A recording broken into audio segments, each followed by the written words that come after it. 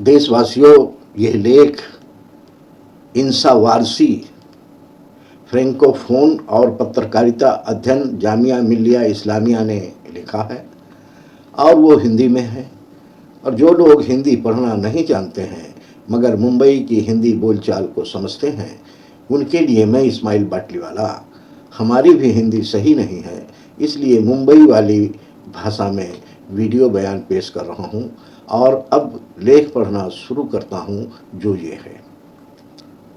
शांत वातावरण, कैसे भारतीय मुसलमान अपने सपनों को पुनः प्राप्त कर रहे हैं।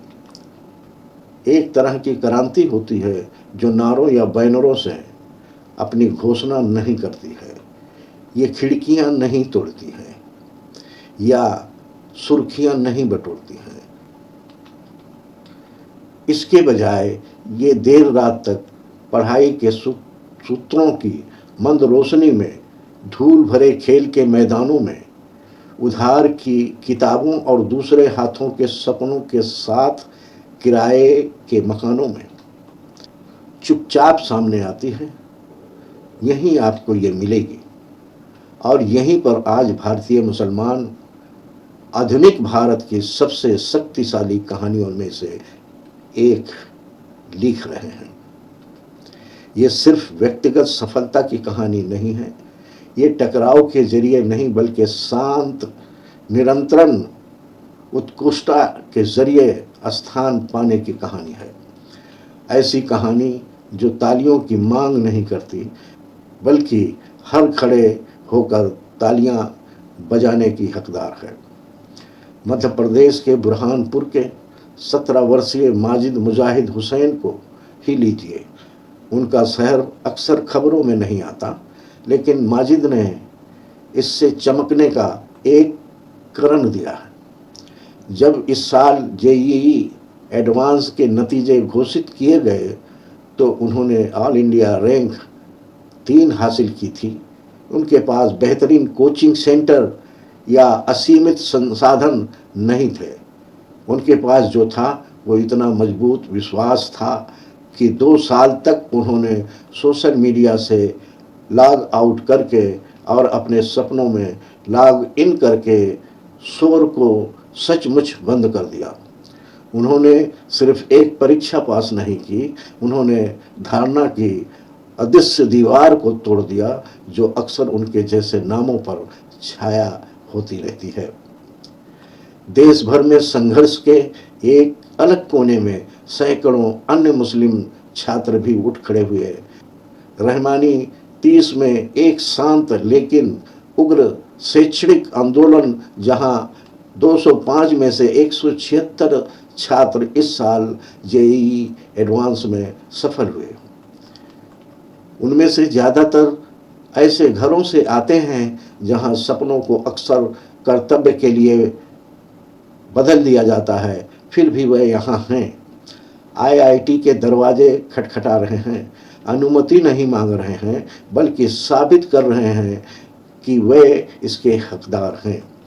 और फिर लड़कियां हैं, वो वैसे उठ खड़ी हुई हैं। कश्मीर के पुलवामा के दिल में एक ऐसा नाम जो अक्सर संघर्ष से जुड़ा होता है, जहां 2 युवा लड़कियां सदफ मुश्ताक और सिमराह मीर ने जेईई मेंस में 2025 में 99% से ज़्यादा अंक लाकर हर रूढ़ी को तोड़ दिया है।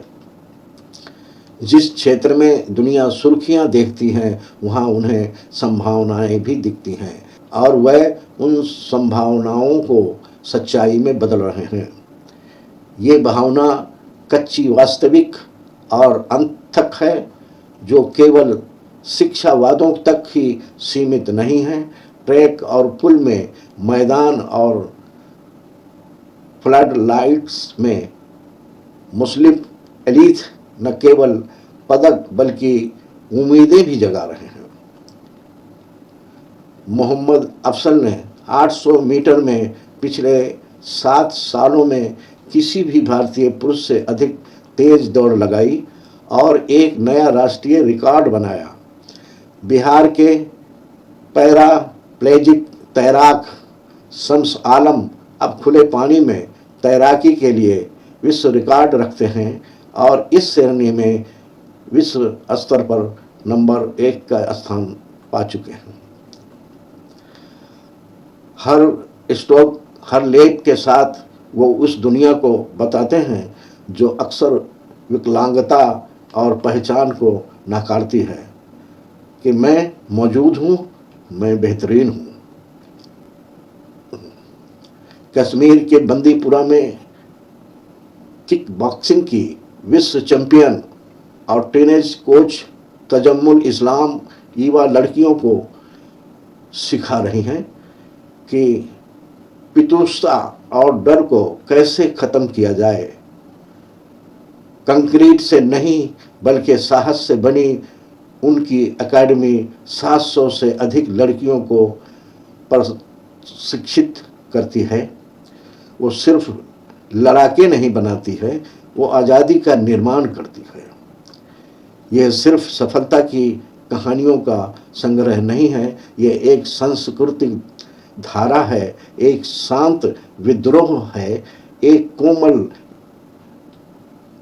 अनुस्मारक की भारतीय मुस्लिम पहचान सिर्फ पीड़ित होने या बदनामी तक सीमित नहीं है। ये जीवंत, विशाल और विजयी है।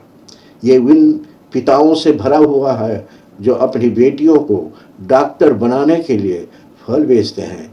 उन माताओं से भरा हुआ है जो अपने बेटों को कोचिंग क्लास का खर्च उठाने के लिए देर रात तक सिलाई करती हैं। ऐसे बच्चे जो सिर्फ अपने लिए नहीं बल्कि ऐसे भविष्य के लिए प्रार्थना करते हैं जहां योग्यता अविश्वास से न छनकर आए। ये सिर्फ व्यक्तिगत प्रतिभा की कहानियाँ नहीं हैं बल्कि सामूहिक लचीलेपन की कहानियाँ हैं। अगर आप ध्यान से सुने तो इन कहानियों में कोई गुस्सा नहीं है, बस ध्यान केंद्रित करें।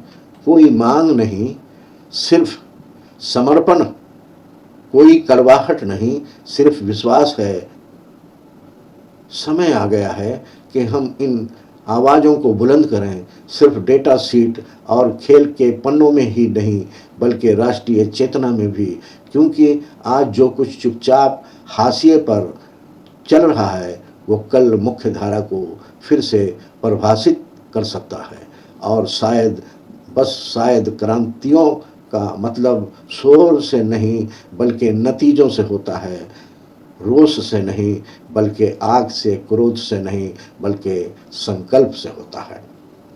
साथियों, वैसे किसी के लेख को किसी भी तरह बयान करने के लिए उनकी इजाज़त ज़रूरी होता है, मगर ये लेखक हमारे संपर्क में नहीं हैं, इसलिए गुस्ताखी की माफ़ी चाहता हूँ। और इस वीडियो के ज़रिए किसी की आस्था को ठेस पहुँचाना मकसद नहीं है, और अगर किसी को ठेस पहुँचता है तो हम उनसे भी माफ़ी चाहते हैं। जय हिंद।